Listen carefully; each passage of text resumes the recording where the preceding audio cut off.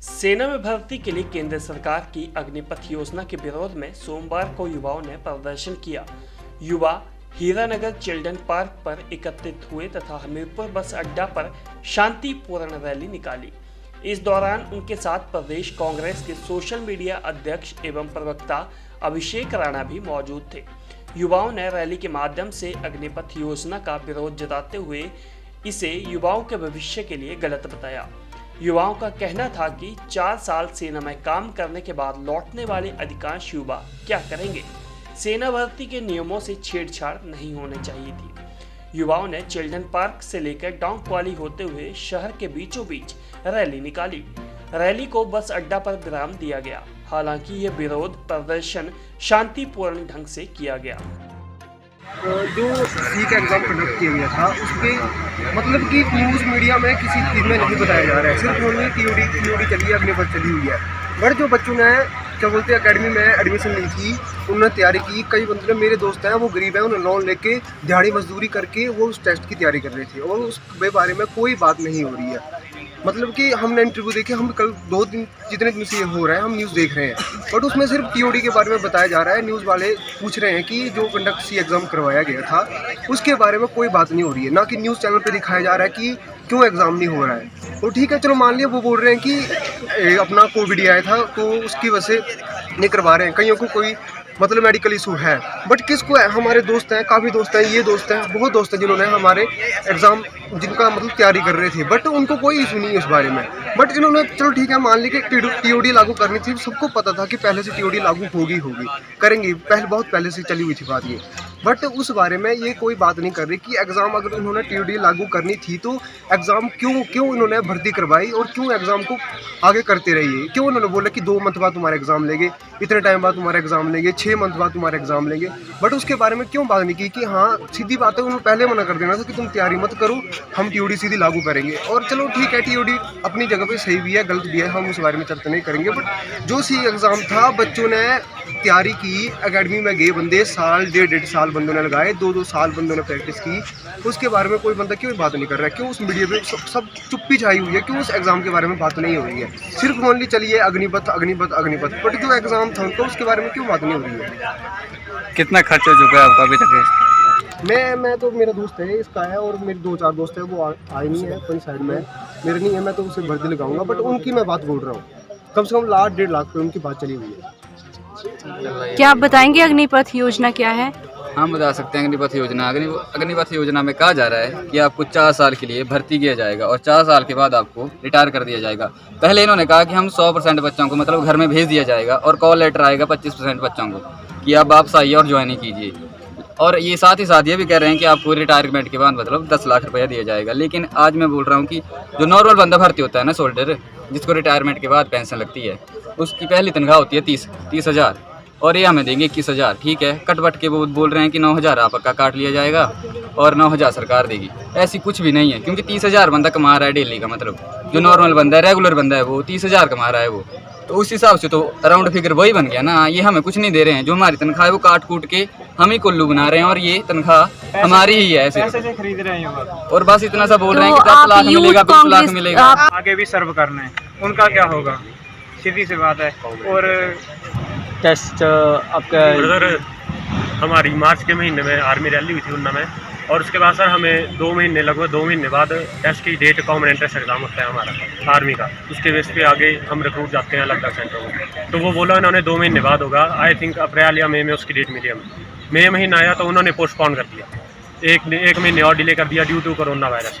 और ऐसे कंटिन्यू चलता रहा अगस्त नवंबर 31 तक कंटिन्यू ऐसे चलता रहा। फिर उसके बाद हम भी गए थे दिल्ली, हमारे यहाँ से भाई ऑल इंडिया से गए थे दिल्ली में। सर हमने शांति प्रदर्शन भी किया था उस टाइम कि सर हमारा कॉमन एंट्रेंस एग्ज़ाम ले लो, और राजनाथ सिंह जी से अभी को मई महीने में उनसे मीटिंग भी की थी कि हमारा एग्ज़ाम ले लो।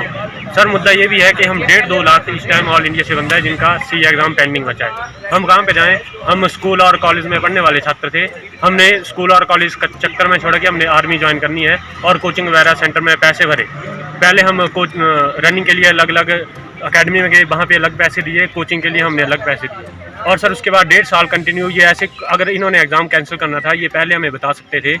2 महीने बाद बताते कि एग्ज़ाम करना है, लेकिन सर इन्होंने ऐसा नहीं किया और हमारा एग्ज़ाम पेंडिंग चलता गया। और अब ये सीधे कल भी 2 बार इनकी मीटिंग हुई, कल भी लेफ्टिनेंट जनरल पूरी थे मेरे ख्याल से, वो सीधे तौर पे बोल रहे थे कि इनका कॉमन एंट्रेंस एग्ज़ाम नहीं लिया जाएगा। तो इसमें क्या हमारी गलती है, इसमें सरकार की गलती है। और उन्हें हम 2-2.5 लाख बंदा इस टाइम ऐसे ही मेंटली डिस्टर्ब हो चुके हैं, बिल्कुल घर वालों से अलग ताने मिल रहे हैं। वो भी बोल रहे हैं कि पढ़ो कुछ और करो, पर हमने फोकस पूरा आर्मी की तरफ ही किया था। नाम क्या आपका? सर मेरा नाम सचिन गांधी है। कहाँ से आप?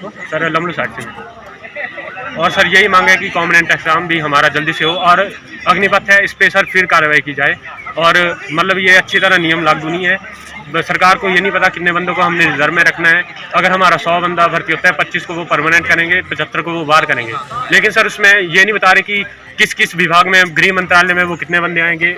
और आजकल आपको पता है कि बेरोजगारी इतनी ज़्यादा है कि वो बंदों को हैंडल नहीं कर पाएंगे कि कितने बंदों को वो कहाँ पे रखेंगे। तो सर ये भी एक सोचने वाला मुद्दा है। 4 साल के लिए अगर हम भर्ती होने भी चले हैं, लेकिन उसके बाद भी हमारा फ्यूचर सिक्योर नहीं होगा।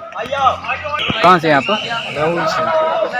आप ये जो अग्निपथ योजना है, जो इसके क्या सही है गलत है? सर ये योजना बिल्कुल गलत है और हम के मतलब सारे युवा इससे नाखुश हैं, जो कि सरकार ने बहुत गलत किया है सबके साथ।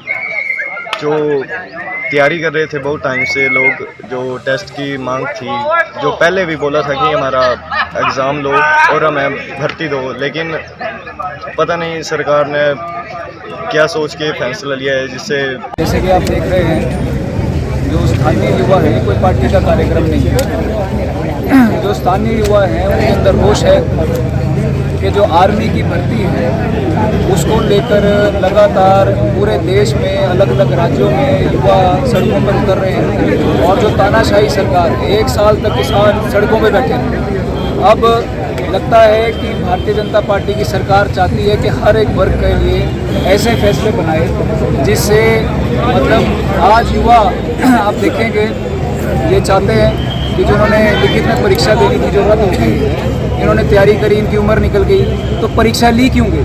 अगर फिटनेस टेस्ट इन्होंने क्लियर कर लिया है तो जो बाकी जिनका टेस्ट पेंडिंग था उनका टेस्ट क्यों नहीं लिया जा रहा है, जानना चाहते हैं। और 25% अगर आप कह रहे हैं कि सिलेक्ट होंगे, 15% सिलेक्ट होंगे, तो बाकी लोग कहाँ जाएंगे? तो इस प्रकार से पॉलिसी बनाई जा रही है। और एक ऐसी पॉलिसी जो आज बनाई जाती है और हर रोज़ उसमें कोई ना कोई संशोधन किया जाता है, तो इससे पता लगता है कि सरकार को खुद ही पता नहीं है कि उस पॉलिसी में करना क्या है। तो जिस सरकार को ये नहीं पता कि युवाओं के भविष्य के लिए करना क्या है, उनके पास कोई रोड मैप नहीं है, तो स्वाभाविक है आज युवा जो है वो सड़कों पर उतरा है। डराया जा रहा है युवाओं को, सड़कों पे रोका जा रहा है, बैरिकेडिंग की जा रही है ताकि वो सड़कों पर ना आ सकें। जो आ रहे हैं उनको पीछे रोका जा रहा है और धमकाया जा रहा है कि केस बनाए जाएंगे आपके ऊपर, ताकि आने वाले भविष्य में अगर आप कोई भी एग्ज़ाम देना चाहते हैं तो आपको NOC यानी कि नो ऑब्जेक्शन सर्टिफिकेट थाने की तरफ से नहीं मिलेगा।